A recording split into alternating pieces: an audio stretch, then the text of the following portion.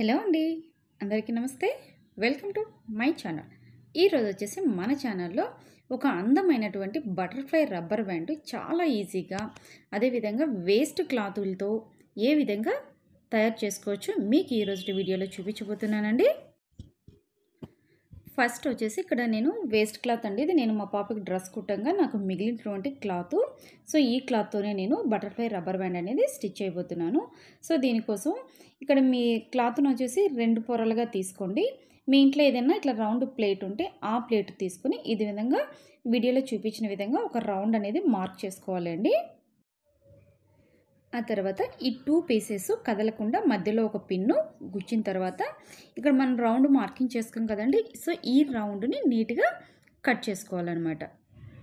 తర్వాత ఇటువైపు మిగిలిన క్లాత్లోంచి 5 ఇంచెస్ పొడవు 5 ఇంచెస్ వెడల్పు ఉన్నటువంటి ఒక స్క్వేర్ షేప్లో ఉన్నటువంటి క్లాత్ కట్ చేసుకోవాలి.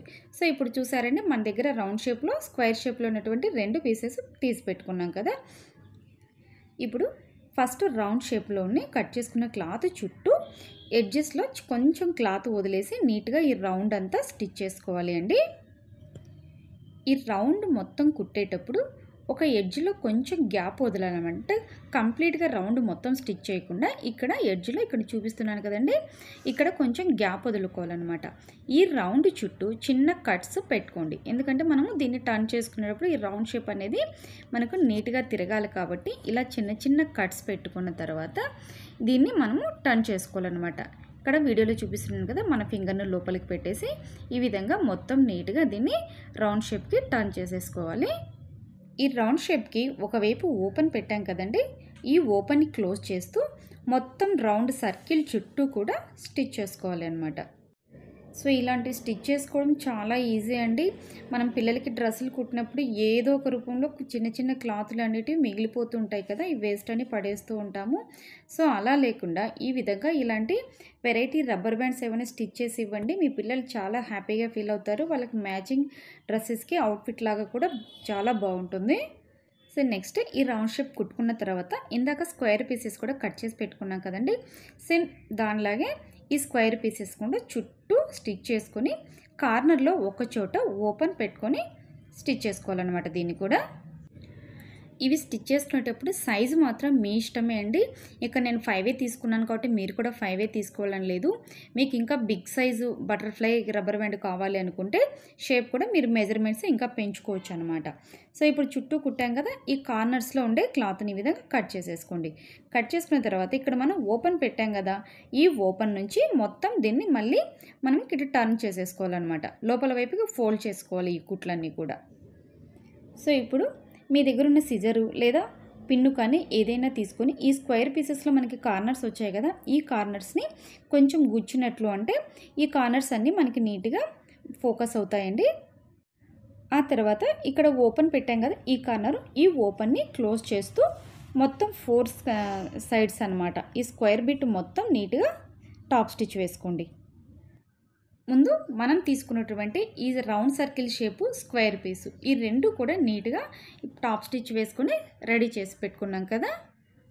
నెక్స్ట్ నీడిల్ తీసుకోండి, సేమ్ కలర్ థ్రెడ్ నీడిల్కి ఎక్కించుకొని ఇప్పుడు మనకి స్క్వేర్లో 4 స్క్వేర్స్ వస్తున్నాయి కదా, ఒక సైడ్ కార్నర్ నుంచి ఇంకొక సైడ్ కార్నర్కి ఇక్కడ నేను వీడియోలో చూస్తున్నాను కదండి, ఈ సెంటర్కి లైన్ డ్రా చేసుకోండి. మీరు ఏ కార్నర్ అయితే నీడిల్ ఎక్కించుకున్నారో ఆ కార్నర్ నుంచి ఆపోజిట్ కార్నర్ అనమాట.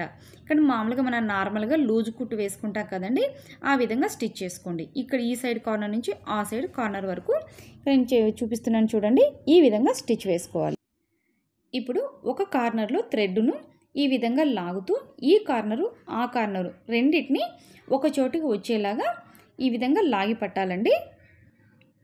ఇలా రెండింటిని దగ్గరికి లాగిన తర్వాత ఇక్కడ నేను వీడియోలో స్టిచ్ చేస్తున్నాను చూడండి, రెండింటికి నాటు వేస్తున్నా, క్లోజ్గా పెట్టేసుకొని టైట్గా లాగి పెట్టి రెండింటిని కలుపుతూ దగ్గరగా ఇక్కడ వీడియోలో చూపించినట్లుగా నాటు వేసుకోవాలండి.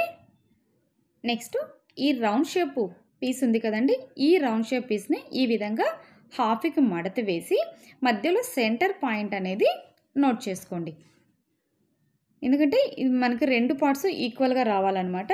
సో కరెక్ట్గా సెంటర్ ఏదైతే ఉందో ఆ సెంటర్ను మార్క్ చేసుకోవాలి. ఇప్పుడు ఈ పీస్ని కూడా నీడిల్ తీసుకొని మనం ఇందాక మార్క్ చేసుకున్నాం కదా, ఈ ఎడ్జ్ నుంచి ఆ ఎడ్జ్ వరకు లూజ్ కుట్ అనేది వేసుకోవాలి అండి.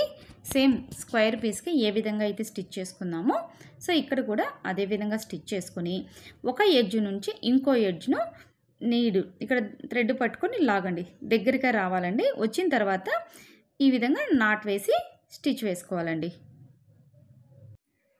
ఫైనల్గా ఇప్పుడు ఈ 2 పీసెస్ని ఫస్ట్ స్క్వేర్ పీస్ పెట్టుకొని దాని కింద ఈ రౌండ్ షేప్ పీస్ పెట్టుకోవాలండి. పెట్టుకొని ఈ రెండింటిని కలుపుతూ నాట్ వేసుకొని స్టిచ్ వేసుకోవాలన్నమాట. ఇవి కుట్టాలంటే ఎక్కువ క్లాత్ కూడా అవసరం లేదండి, కొద్దిగా క్లాత్ మిగిలిన స్టిచ్ చేసుకోవచ్చు. ఈ రెండింటిని కలిపి కుట్టుకున్న తర్వాత మీ దగ్గర ఉన్నటువంటి ఏవైనా ఓల్డ్ రబ్బర్ బ్యాండ్కి ఈ 2 బటర్ఫ్లైస్ స్టిచ్ చేసుకున్నాం కదా, ఈ రెండింటిని కలిపి ఈ రబ్బర్ బ్యాండ్కి నాట్ వేసుకొని స్టిచ్ చేసుకోవాలండి. అంతే అండి, చూసారు కదా ఎంత ఈజీగా ఈ డిజైనర్ రబ్బర్ బ్యాండ్స్ను మనం ఇంట్లోనే తయారు చేసుకోవచ్చు. మనకి మన పిల్లల డ్రెస్సులు స్టిచ్ చేసుకునేటప్పుడు కానీ మంచి క్లాతులు వేస్ట్గా పడేస్తుంటాం కదా, సో అలా లేకుండా ఈసారి మీరే ఓన్గా స్టిచ్ చేసేసుకోండి. ఇప్పుడు ఈ సెంటర్లో ఉంది కదండి, మీ దగ్గర ఉన్నటువంటి ఏదైనా బటన్ కానీ పూసలు కానీ కుందన్స్ కానీ ఫ్యాబ్రిక్ గ్లూతో అతికిచ్చేసుకుంటే సరిపోతుంది. మీకు ఈ వీడియో నచ్చినట్లయితే మీ బంధువులకు కానీ ఫ్రెండ్స్కి కానీ ఉపయోగపడుతుందంటే షేర్ చేయండి. అదేవిధంగా మీ అభిప్రాయాన్ని కామెంట్ సెక్షన్లో తెలియచేయండి. మీకు ఏ విధమైన డౌట్స్ ఉన్నా కూడా అడగండి, నేను తప్పకుండా మీకు రిప్లై ఇస్తానండి. నెక్స్ట్ మరొక అందమైన వీడియోతో మీ ముందుకు వస్తాను. అంతవరకు సెలవు.